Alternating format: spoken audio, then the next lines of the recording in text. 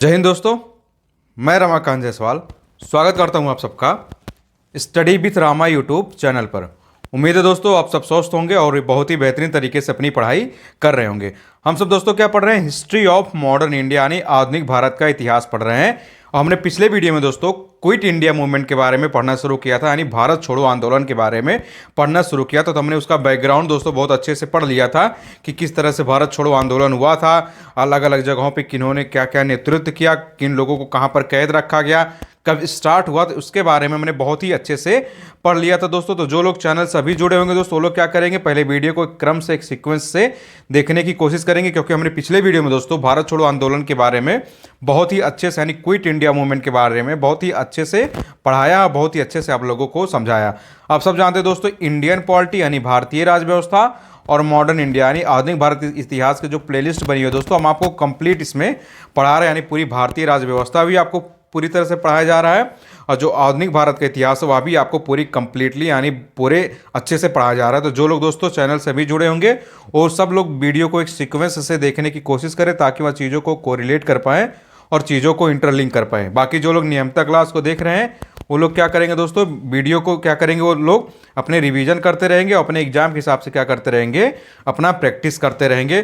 तो दोस्तों उम्मीद है कि आप सबको भारत छोड़ो आंदोलन के बारे में यानी क्विट इंडिया मूवमेंट के बारे में पिछले वीडियो में जहां तक की चीज़ें पढ़ाया गया था वो बहुत ही अच्छे से वो चीज़ें समझ में आई होंगी। आज हम दोस्तों जो कुछ चीज़ें रह गई हैं भारत छोड़ो आंदोलन के बारे में उसको देखने वाले हैं। और 1942 के आसपास दोस्तों जो समानांतर सरकार की गठन होता है उसके बारे में हम पढ़ने वाले तो देखने वाले दोस्तों कि इस तरह से क्वेश्चन आपसे एग्जाम में पूछे गए हैं और किस तरह से क्वेश्चन आपसे एग्जाम में पूछे जा सकते हैं। तो आप सब दोस्तों बहुत ही ध्यान से वीडियो को देखेंगे और बहुत ही ध्यान से चीज़ों को समझने की कोशिश करेंगे ताकि आपको एग्जाम में किसी भी तरह का कन्फ्यूजन ना हो। तो आप सब जानते हैं दोस्तों पिछले वीडियो में मैंने कांग्रेस रेडियो के बारे में भी बहुत अच्छे से बता दिया था आपको कि कांग्रेस रेडियो में कौन कौन, राम मनोहर लोहिया, उषा मेहता के बारे में, और किन किन स्थानों पर गांधी जी को कहां पर कैद करके रखा गया था, जवाहरलाल नेहरू को कहां कैद करके रखा गया था, आगा खां पैलेस कहां है, 9 अगस्त और 8 अगस्त 1942 को क्या हुआ था, ऑपरेशन जीरो आवर क्या था, इसके बारे में बहुत अच्छे से पिछले वीडियो में आप सबको बता दिया गया था।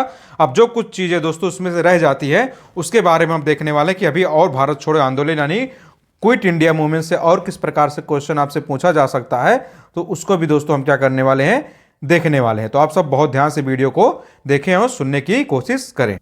भारत छोड़ो आंदोलन के दौरान दोस्तों एक व्यक्ति थे लुई फिशर, इनसे बहुत क्वेश्चन पूछा जाता है और अक्सर एग्जाम में क्वेश्चन इनसे पूछा गया है लुई फिशर से कि लुई फिशर से देखिए वो क्यों इंपॉर्टेंट थे भारत छोड़ो आंदोलन के दौरान।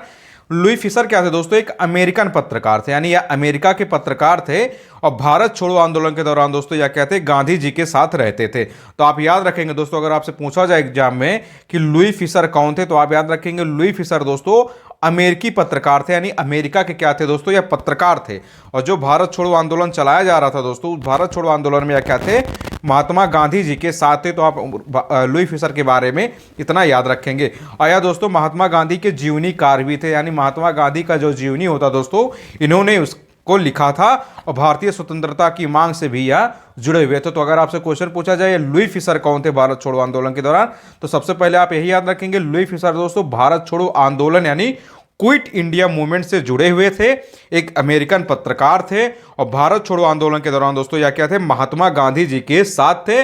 और इन्होंने दोस्तों क्या किया था, महात्मा गांधी के जीवनीकार थे। तो अगर आपसे क्वेश्चन पूछा जाए कि लुई फिशर क्या महात्मा गांधी के जीवनीकार थे, तो आप याद रखेंगे दोस्तों यह महात्मा गांधी के जीवनीकार भी थे और इन्होंने भी दोस्तों भारतीय स्वतंत्रता की मांग की थी। क्योंकि आप सब जानते हैं दोस्तों 1942 यानी 1942 के आसपास आते दोस्तों भारत में जो स्वतंत्रता के लिए आज़ादी के लिए जो लड़ाई चल रहा था और पूरे देश में बहुत बड़े लेवल पे पहुंच चुका था। क्योंकि आप सब जानते हैं दोस्तों इसी के 5 साल बाद यानी 1947 में क्या होता है, हमें आज़ादी मिलती है। तो 1942 के आसपास दोस्तों पूरे देश में माहौल पूरा गर्म था एकदम।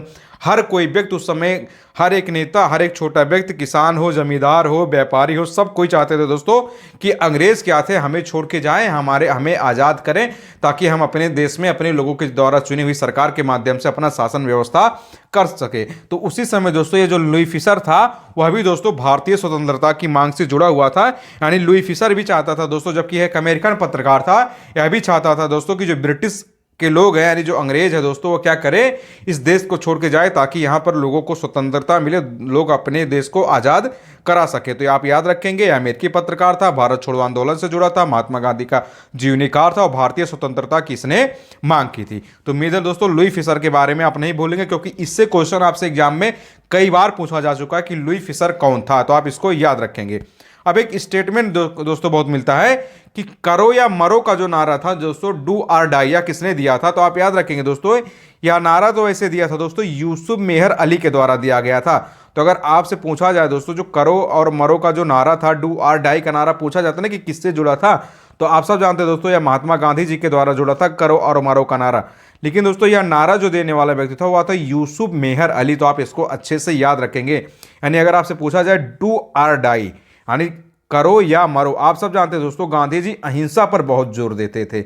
उनका कहना था कि मतलब हम किसी भी प्रकार से हिंसात्मक गतिविधियों में नहीं रहेंगे, हम अहिंसा के माध्यम से देश को आज़ाद कराएंगे। लेकिन आप जान रहे थे दोस्तों, अंग्रेजों की जितनी भी नीतियां थी वह किसी भी तरह से मतलब वो हमें आज़ाद करना ही नहीं चाहते थे। कुल मिला जुला के आप सिर्फ इतना याद रखिए कि अंग्रेज किसी भी तरह से दोस्तों भारत को आज़ाद नहीं करना चाहते थे। तो इसलिए दोस्तों 1942 के आसपास आते गांधी जी को भी अब लग गया दोस्तों कि अंग्रेज इस तरह से सीधे सीधे मानने वाले नहीं थे। तो उस समय एक व्यक्ति थे दोस्तों, यूसुफ मेहर अली। तो यूसुफ मेहर अली ने दोस्तों एक नारा दिया था, करो या मरो, यानी डू आर डाई। तो यही नारा दोस्तों भारत छोड़ो आंदोलन के दौरान गांधी जी ने यूज किया और लोगों से कहा कि अब समय आ गया है कि करो या मरो। डू आर डाई का मतलब होता है कि अब समय आ गया है दोस्तों, हमें आज़ादी चाहिए और आज़ादी के लिए हमें किसी भी हद तक जाना पड़े, हमें करना है, या तो आज़ादी ले लेना है या इसी में लड़ते हुए मर जाना है। तो इसलिए दोस्तों उस समय डू आर डाई यानी करो या मरो का नारा जो था लोकप्रिय, गांधी जी के माध्यम से लोकप्रिय बन गया था। जबकि मूल रूप से यह नारा किसके द्वारा दिया गया था, तो आप यह भी याद रखेंगे, यूसुफ मेहर अली नाम के एक व्यक्ति के द्वारा दिया गया था। लेकिन इस नारे को लोकप्रिय बनाने में योगदान किसका था दोस्तों, महात्मा गांधी जी के था। उन्होंने 1942 के आंदोलन के दौरान इस नारे को भरपूर रूप से यूज किया था, लोगों को उत्साहित किया था। तो डू आर डाई नारे को आप इस तरह से याद रखेंगे। और देखिए दोस्तों क्या क्वेश्चन पूछा जा सकता है, देखिए भारत छोड़ो आंदोलन की अगर हम बात करें, भारत छोड़ो आंदोलन को 1857 के बाद का सबसे गंभीर विद्रोह किसने कहा था, तो वायसराय लिनलिथगो ने। आप सब जानते हैं दोस्तों 1857 का जो रिवेल्ट हुआ था, यानी 1857 का जो विद्रोह हुआ था, उसके बारे में आप सब दोस्तों वीडियो में, पिछली वीडियो में बहुत अच्छे से पढ़े हैं। तो इसलिए दोस्तों आपसे बार बार कहा जा रहा है कि जो लोग पिछला वीडियो नहीं देखे होंगे वो सब एक क्रम से वीडियो को देखते चले आए, क्योंकि लगभग 26 से 27 वीडियो दोस्तों इस पे पढ़ चुका है आधुनिक इतिहास पे से रिलेटेड। तो आप वीडियो को एक क्रम से देखेंगे तो आप चीज़ों को बहुत अच्छे से समझ पाएंगे। तो एक व्यक्ति थे दोस्तों उस समय, वायसराय कौन था दोस्तों, लिनलिथगो था। भारत छोड़ो आंदोलन के दौरान उसने क्या कहा दोस्तों, उसने भारत छोड़ो आंदोलन को 1857 के विद्रोह के बाद का सबसे गंभीर विद्रोह बताया। किसने, वायसराय लिनलिथगो थे। तो आपसे यह भी क्वेश्चन पूछा जाता कि भारत छोड़ो आंदोलन को 1857 का जो रिवोल्ट हुआ था उसके बाद का सबसे गंभीर विद्रोह किसने कहा था, तो सबसे गंभीर विद्रोह बताने वाला दोस्तों कौन था, वह था वायसराय लिनलिथगो। तो आप इसका नाम याद रखेंगे। और क्वेश्चन आपसे क्या पूछा जाता है, तो देखिए भारत छोड़ो आंदोलन के दौरान जयप्रकाश नारायण फरार हो गए थे, कहां से, हजारीबाग के सेंट्रल जेल से। आप सब जानते हैं दोस्तों ऑपरेशन जीरो आवर के तहत भारत छोड़ो आंदोलन के दौरान जितने भी प्रमुख व्यक्ति थे उस समय, जितने भी दोस्तों आंदोलन को लीड कर रहे थे, उन हर एक व्यक्ति को दोस्तों क्या कर रहे थे, अंग्रेज गिरफ्तार कर रहे थे ताकि यह आंदोलन सफल ना हो पाए।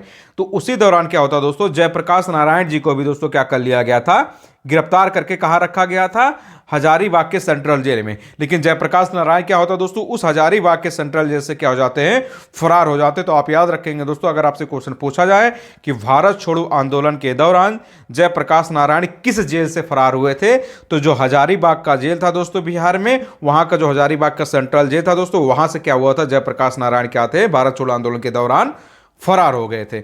और दोस्तों क्या क्वेश्चन पूछा जाता है, देखिए 1942 के भारत छोड़ो आंदोलन से राष्ट्रीय स्वयंसेवक संघ, जिसको दोस्तों आप सब जानते हैं आरएसएस, क्या यह भारत छोड़ो आंदोलन से जुड़ा था। यह क्वेश्चन एक बार एग्जाम में दोस्तों लगभग 2-3 बार यह एग्जाम में क्वेश्चन आपसे पूछा जा चुका है कि जो भारत छोड़ो आंदोलन हुआ था 1942 में, क्या उसमें आरएसएस यानी राष्ट्रीय स्वयंसेवक संघ, आरएसएस के बारे में दोस्तों आप सब बहुत अच्छे से जानते होंगे, क्योंकि आप सब जानते हैं दोस्तों प्रेजेंट में किसकी गवर्नमेंट है, इसके बारे में मैं कुछ नहीं कह सकता। आप सब जानते हैं कि इस समय दोस्तों केंद्र में किसकी सरकार है, बीजेपी की सरकार है। तो आप आरएसएस के बारे में तो अच्छे से जानते होंगे, राष्ट्रीय स्वयं सेवक संघ के बारे में।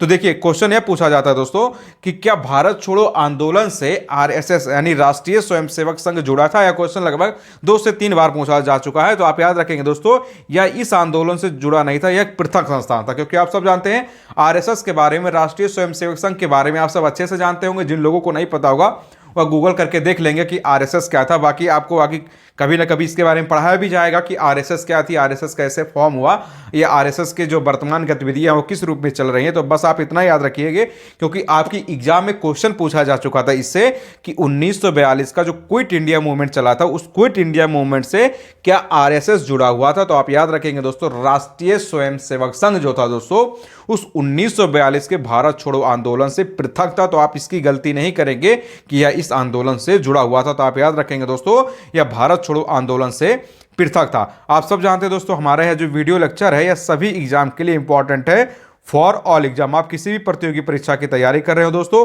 हर एक एग्जाम के लिए इंपॉर्टेंट है। चाहे आप रेलवे की तैयारी कर रहे हो, बैंकिंग की कर रहे हो, एसएससी की कर रहे हो, या वनडे के किसी भी एग्जाम की प्रिपरेशन कर रहे हो, चाहे आप यूपी पीसीएस, समीक्षा अधिकारी, सहायक समीक्षा अधिकारी, जिस भी एग्जाम में दोस्तों हिस्ट्री से क्वेश्चन पूछा जाता है, वो भी खासकर मॉडर्न हिस्ट्री से क्वेश्चन पूछा जाता है, तो हर एक एग्जाम के लिए बहुत ही इंपॉर्टेंट है। तो आप सब वीडियो को बहुत ध्यान से देखें और बहुत ध्यान से चीज़ों को समझते रहे। तो आप सब समझ गए होंगे दोस्तों कि जो आरएसएस था वह आरएसएस दोस्तों भारत छोड़ो आंदोलन से पृथक रहा था। तो आप इस क्वेश्चन में गलती नहीं करेंगे, क्योंकि अक्सर एग्जाम में यहाँ पर सिली मिस्टेक हो जाता है। लोग मान लेते हैं कि क्या था, उस समय आरएसएस का भी फॉर्म हो चुका था। आप सब जानते हैं दोस्तों आरएसएस का गठन कब हुआ था।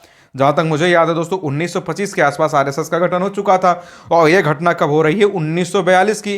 तो उस समय दोस्तों क्या था, आरएसएस जो था, सब सोचते कि आरएसएस इससे जुड़ा हुआ था। तो आप याद रखेंगे आरएसएस किसी मूवमेंट से नहीं, किसी भारत छोड़ो आंदोलन से यह जुड़ा हुआ नहीं था। आरएसएस एक पृथक संस्थान, आप गूगल करके देखेंगे तो आप कुछ समझ जाएंगे। और इस समय वर्तमान में आप सब जान रहे हैं कि केंद्र में बीजेपी की सरकार है, तो आप सब वैसे भी आरएसएस के बारे में बहुत कुछ जान चुके ही होंगे। अब और हम देखते हैं दोस्तों, इस भारत छोड़ो आंदोलन से यानी क्विट इंडिया मूवमेंट से क्या क्वेश्चन पूछा जाता। तो देखिए, अगर हम बात करें दोस्तों, भारत छोड़ो आंदोलन के दौरान बंबई में कांग्रेस सम्मेलन में गांधी जी का संबोधन किसने किया था दोस्तों? तो देखिए याद रखिएगा, पट्टाभी सीतारामैया के अनुसार वास्तव में गांधी जी उस दिन अवतार एवं पैगंबर की प्रेरक शक्ति प्रेरित होकर भाषण दे रहे थे। आप इसको इस तरह से समझिए। देखिए, जब भारत छोड़ो आंदोलन चल रहा था यानी क्विट इंडिया मूवमेंट चल रहा था दोस्तों, तो उस समय हुआ क्या था, बंबई में कांग्रेस का एक सम्मेलन हुआ था। भारत छोड़ो आंदोलन के दौरान क्या होता कि जो बंबई थी दोस्तों, बंबई में कांग्रेस का एक सम्मेलन होता है। उस कांग्रेस के सम्मेलन में जो संबोधन था यानी जो भाषण कौन देते हैं दोस्तों, वह देते हैं महात्मा गांधी जी।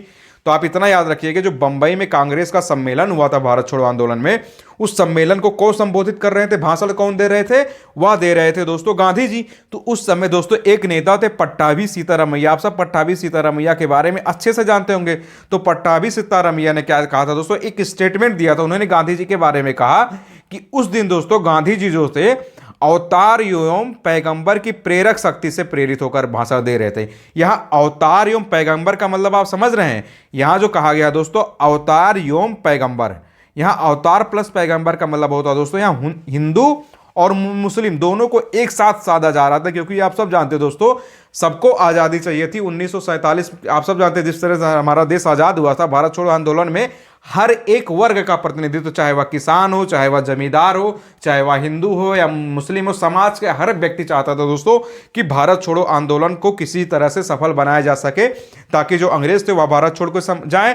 इसलिए दोस्तों उस समय जो महात्मा गांधी जी भाषण दे रहे थे, तो उसी भाषण को दोस्तों पट्टाभी सीतारामैया ने क्या कहा कि महात्मा गांधी जी उस दिन अवतार और पैगंबर, यहां दोनों याद रखिए कि उस दिन दोस्तों अवतार एवं पैगंबर की प्रेरक शक्ति से होकर भाषण दे रहे हैं। यानी अवतार का मतलब हो गया दोस्तों हिंदू धर्म से, आप इसको रिलेट कर लीजिए, और पैगंबर का मतलब हो जाता है दोस्तों मुस्लिम धर्म से, आप इसको रिलेट कर लीजिए। मतलब इस स्टेटमेंट का एक तरह से कहने का यह मतलब था कि यह हिंदू और मुस्लिम दोनों है, मतलब समाज के हर वर्ग को क्या चाहिए, आज़ादी चाहिए। तो उस स्टेटमेंट को इस रूप में दोस्तों कहा गया। तो बस इतना आप याद रखेंगे कि इस स्टेटमेंट को देने वाले कौन थे, तो स्टेटमेंट को दोस्तों कहने वाले थे पट्टाभी सीतारामैया। जबकि गांधी जी क्या कर रहे थे दोस्तों, उस बंबई में जो सम्मेलन हुआ था कांग्रेस को, सिर्फ उसको संबोधित कर रहे थे। तो उम्मीद है आप इस अवतार एवं पैगंबर का जो अर्थ है आप यहां समझ गए होंगे कि पट्टाभी सीतारामैया क्या कहना चाहते थे, मतलब उनका यह कहना था दोस्तों कि हिंदू मुस्लिम दोनों को ही बराबर रूप से आज़ादी चाहिए। और दोस्तों इससे क्या क्वेश्चन पूछा जा सकता है, इससे क्वेश्चन और पूछा जाता है कि बीमारी के आधार पर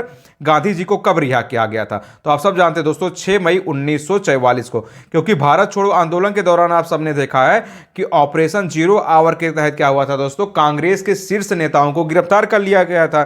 उसी समय क्या हुआ था दोस्तों, महात्मा गांधी जी को भी गिरफ्तार करके रखा गया था। और गांधी जी को कब छोड़ा जाता है, 1944 में 6 मई को छोड़ा जाता है। और किस आधार पर दोस्तों छोड़ा जाता है, बीमारी के आधार पर।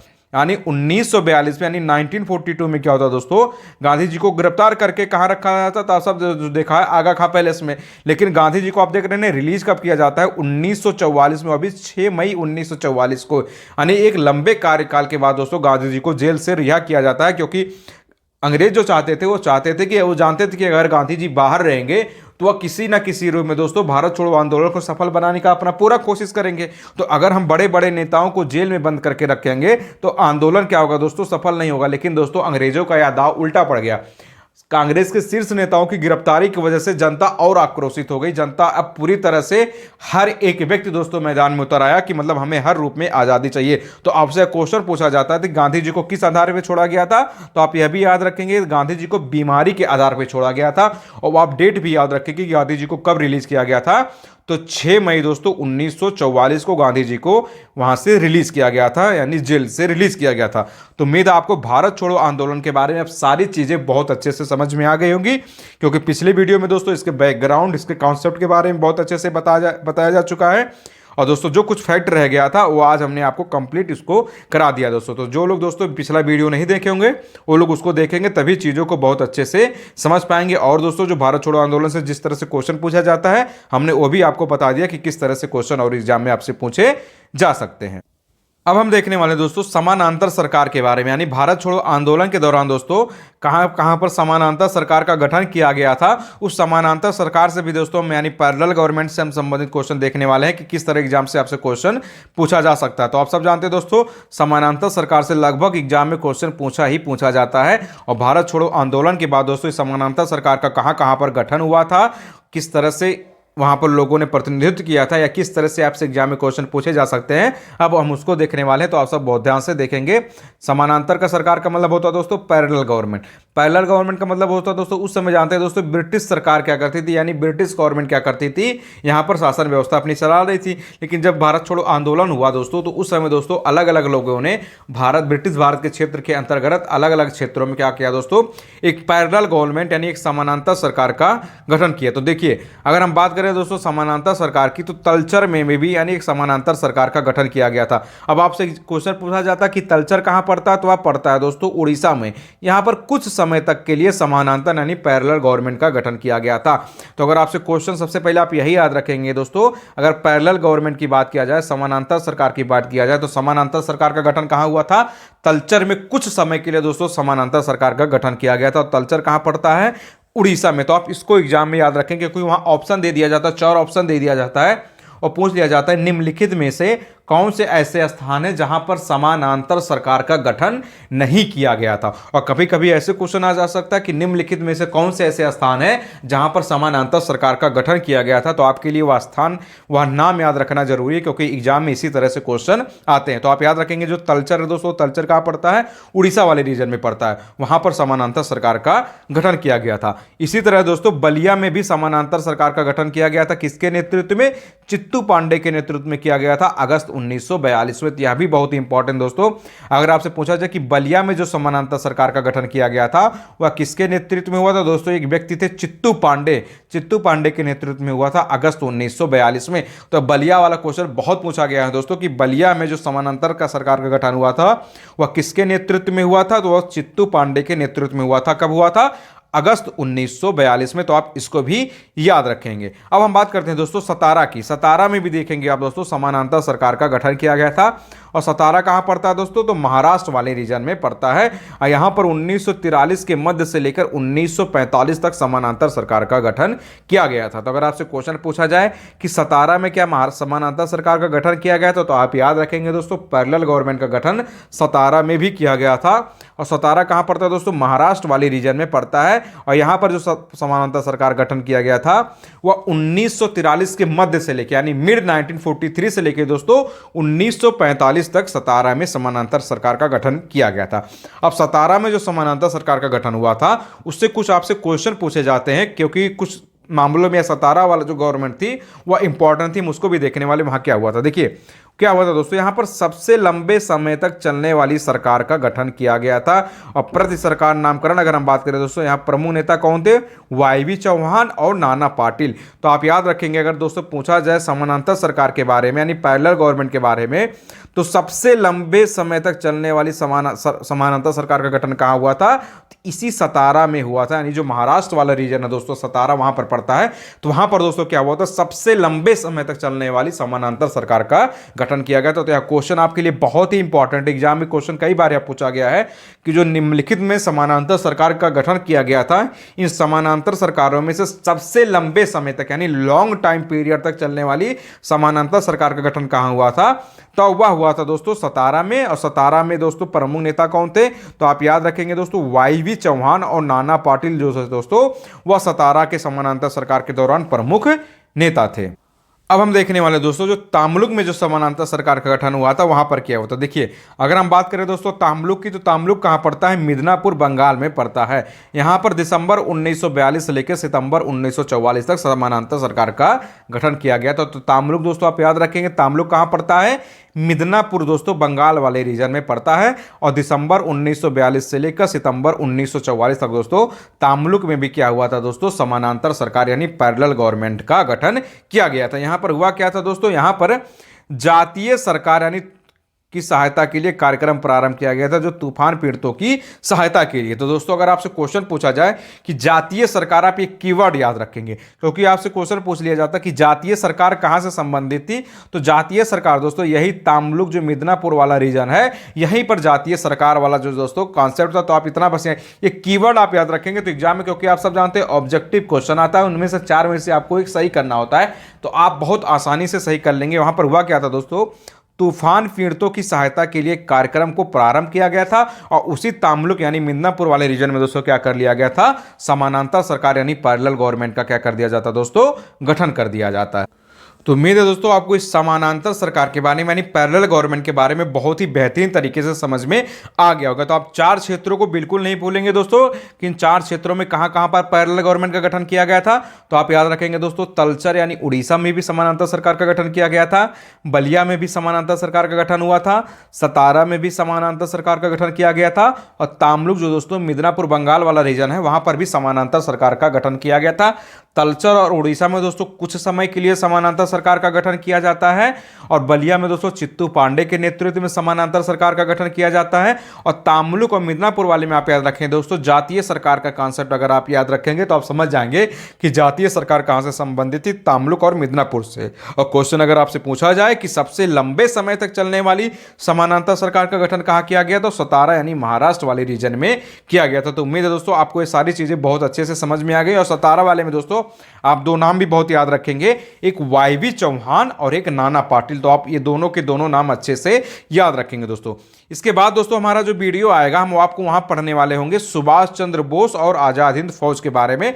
हम यहां आपको दोस्तों इसको इसलिए नहीं पढ़ा रहे क्योंकि थोड़ा कॉन्सेप्चुअल है सुभाष चंद्र बोस और आजाद हिंद फौज के बारे में। तो इसके लिए दोस्तों हम अपने नेक्स्ट वीडियो में बहुत अच्छे से सुभाष चंद्र बोस और आजाद हिंद फौज के बारे में पढ़ेंगे, देखेंगे कि इससे किस तरह से क्वेश्चन आपसे एग्जाम में पूछे जा सकते हैं। तो बस दोस्तों चलते चलते आप सबसे एक छोटा सा निवेदन है कि आप हमारे यूट्यूब चैनल दोस्तों स्टडी विथ रामा, आप सब जानते हैं दोस्तों हमारा जो यूट्यूब चैनल है वह है स्टडी विथ रामा। आप इसको दोस्तों क्या कर लेंगे, सब्सक्राइब कर लेंगे और इसको अपने दोस्तों में शेयर कर देंगे। आपके रिलेटिव में, भाई बहन में, फ्रेंड सर्किल में जो भी किसी भी प्रतियोगी परीक्षा यानी किसी भी कॉम्पिटिटिव एग्जाम की तैयारी कर रहा हो दोस्तों, उन तक वीडियो को शेयर कर देंगे ताकि दोस्तों उनकी भी तैयारी को मजबूती मिलता रहे दोस्तों। और यह हमारे भी मोटिवेशन के लिए होता है कि हम इतने लोगों के लिए कुछ अच्छा कर पा रहे हैं, कुछ लोगों का हम कुछ मदद कर पा रहे हैं, उनको यह बता पा रहे हैं कि किस तरह से एग्जाम में आपसे क्वेश्चन पूछा जाता है या किस तरह से आपको चीज़ों को याद रखना है। बस आप सब दोस्तों क्या करेंगे, अपने टारगेट को, अपने गोल को हमेशा अपने दिमाग में लेके चलेंगे, क्योंकि आप सब जानते हैं दोस्तों, आप किसी भी प्रतियोगी परीक्षा की तैयारी कर रहे होंगे, किसी भी एग्जाम की, आप उसको हल्के में नहीं लेंगे।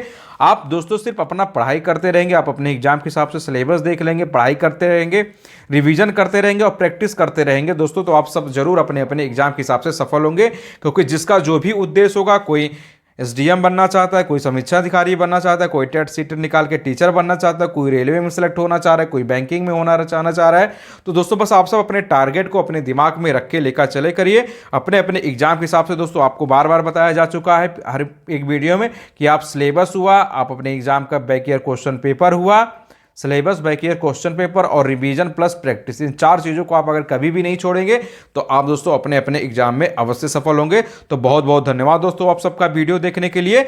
जय हिंद माय डियर फ्रेंड।